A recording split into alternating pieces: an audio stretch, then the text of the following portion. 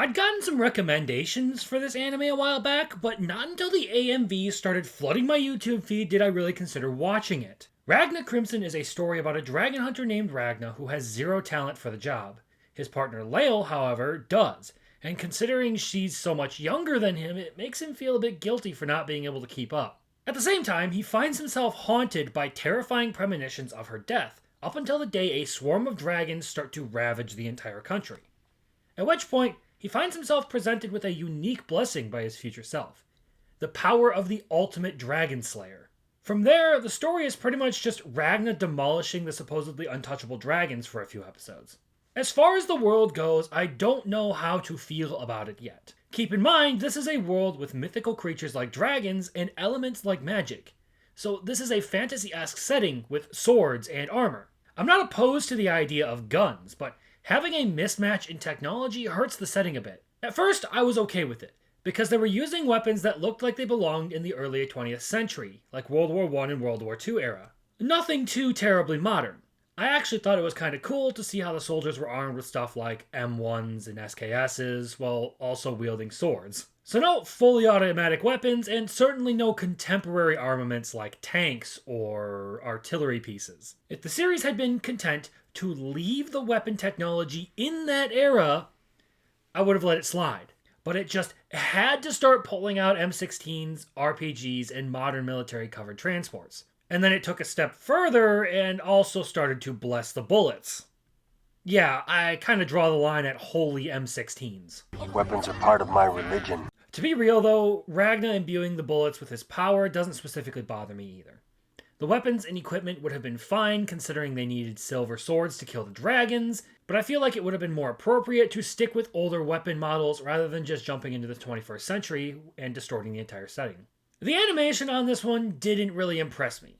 It's not by any means bad, but it just doesn't really do it for me. Combat lacks any of the flair of the fine finish or above and beyond mentality of other series, and a lot of the minor dragons are CGI'd. The character design hasn't been too over the top yet, so I'm not really bothered by that one. Overall, it's just kind of there, nothing too terribly impressive, but nothing horrid either. When it comes to the story, however, I do have a few important observations.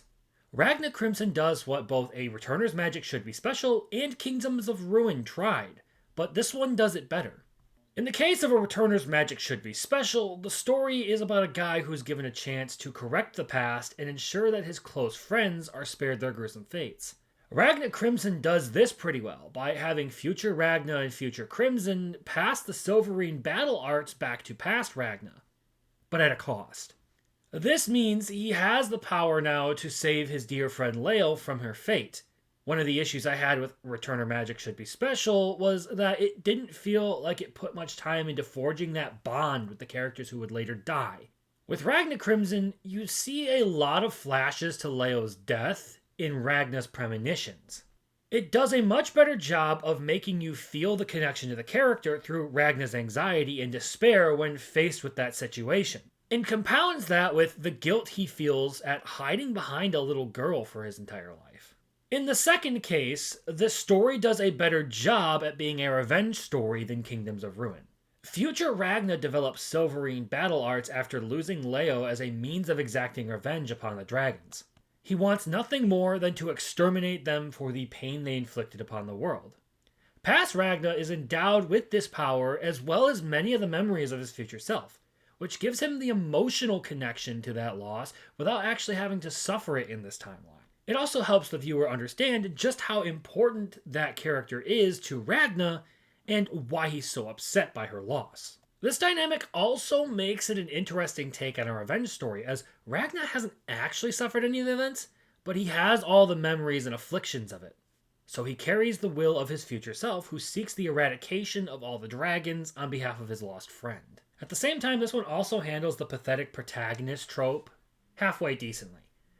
Ragna, going from a pathetic man to one committed to the extinction of a superior race, is the appropriate character arc for him. It also manages to power him up while having a consequence for that. I hate when the pathetic protagonist remains weak and spineless in these stories, but I also hate it when they just get undue power. I'm looking at you, Takamichi. The other main character of the story, Crimson, being a sadistic monster who's only bent on achieving their goals, makes for an interesting team up, too.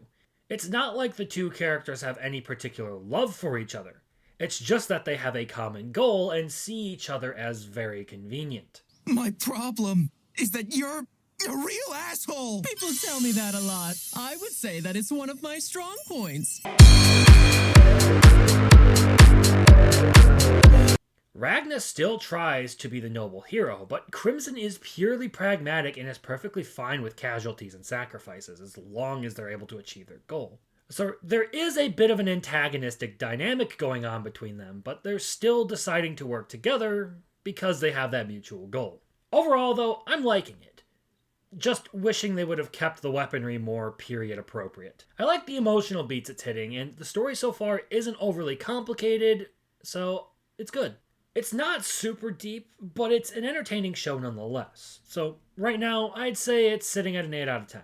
It's fun, and I do recommend it, but it's by far not perfect.